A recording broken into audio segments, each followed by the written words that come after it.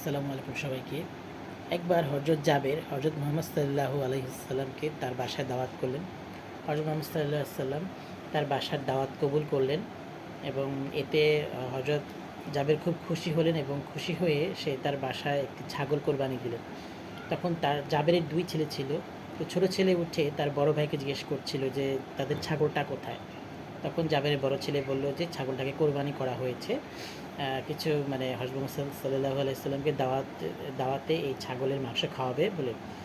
তখন হজরত জাবেরের ছোট ছেলে বলল যে ছাগল কিভাবে জবাই করা হয়েছে সেটা আমি দেখতে চাই। তখন জাবেরের বড় ছেলে ছোট ছেলেকে ঘরের পিছনে নিয়ে ছাগলটি কীভাবে ছাগলের রক্ত দেখিয়ে বলল যে এখানে জবাই করা হয়েছে, কিন্তু জাবেরের ছোট ছেলে বলল কীভাবে জবাই করা হয়েছে আমি সেটা দেখতে চাই। তখন জাবেরের বড় ছেলে ছোটো ছেলেকে বলল তুমি মাটিতে শুয়ে পড়, আমি দেখাচ্ছি। তো সে ওই ছাগলকে যেভাবে কেটেছে সে একটা ছুরি নিয়ে ছোটো ভাইকে দেখাতে গিয়ে সত্যিকার অর্থেই একদম মানে তার ছোটো ভাইকে জবাই করে ফেললো। তো ছোটো ভাই কিছুক্ষণের মধ্যে কাটতে কাটতে মারা গেল। তখন বড় ভাই খুব ভয় পেয়ে একটি গাছের উপর গিয়ে আশ্রয় নিল।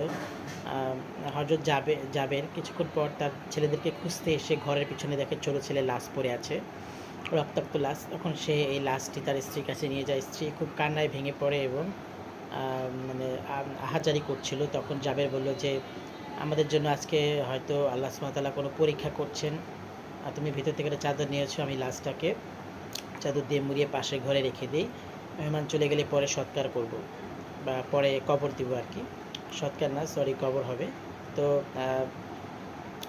তখন সে ছোটো ছেলেটিকে চাদর দিয়ে মুড়িয়ে পাশের ঘরে রেখে দিল। আর স্ত্রীকে বলল তুমি রান্নাবান্নার কাজে মন দাও, যেহেতু মেহমান আসবে। তখন হজরত জাবের স্ত্রী বুকে পাথর রেখে রান্নাবান্নার কাজে মন দিল। তখন হজরত জাবের কিছুক্ষণ পর তার বড় ছেলেকে খোঁজার জন্য বাসার চারপাশে তার বড় ছেলের নাম ধরে ডাকাডাকি করলো। এদিকে তার বড় ছেলে ভয় পেয়ে গেল, মনে করলো যে আব্বা হয়তো তাকে খুঁজতেছে মারার জন্য।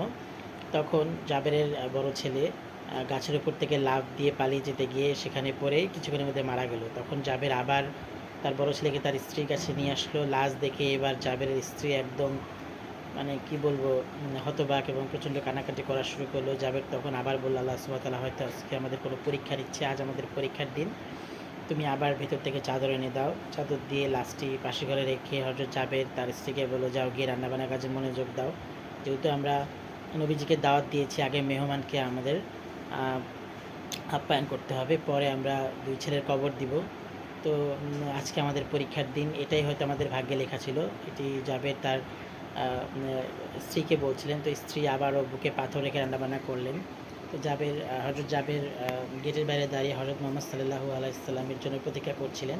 দূর থেকে হজরত মুহাম্মদ সাল্লাল্লাহু আলাইহি সাল্লামের উট দেখে তিনি খুব খুশি হলেন এবং নবীজি যখন তার বাসার সামনে এসে বাম পা দিয়ে নামলেন তখনই হজরত জিবরাইল হজরত মুহাম্মদ সাল্লাল্লাহু আলাইহি সাল্লামের কাছে এসে বলল, হে দয়াল নবী, আল্লাহ পাক বলেছেন আপনি যেন জাবেরের 2 সন্তানকে নিয়ে দুপুরের খাবার খান। তখন হজরত মুহাম্মদ সাল্লাল্লাহু আলাইহি সাল্লাম বললেন ঠিক আছে, আমি যেটা বলবো। তো হজরত মুহাম্মদ সাল্লাল্লাহু আলাইহি সাল্লাম যখন ঘরে গেলেন তখন তার বিবি ওয়াইফ এবং তিনি দুজনেই রান্নাবান্না তার সামনে রান্না করে তার খাবার দাবার হজরত মুহাম্মদ সাল্লাল্লাহু আলাইহি সাল্লাম ও তার সাথীদের সামনে রাখলেন। রাখার পর হজরত মুহাম্মদ সাল্লাল্লাহু আলাইহি সাল্লাম বললেন, হে জাবের, তুমি তোমার 2 ছেলেকে নিয়ে আসো, আল্লাহ পাকের হুকুম, আমি তোমার 2 সন্তানের সাথে একসাথে খাবার খাবো। তখন হজরত জাবের বলল যে ওরা হয়তো কোনো জায়গায় গিয়েছে খেলতে, আপনি খান, আমি পরে ওরা আসলে ওদের সাথে আপনি আবার দেখা সাক্ষাৎ করবেন। তখন হজরত মুহাম্মদ সাল্লাল্লাহু আলাইহি সাল্লাম বলেন যে যেহেতু আল্লাহ পাক নির্দেশ দিয়েছেন কাজে আমি তাদেরকে ছাড়া খাবো না।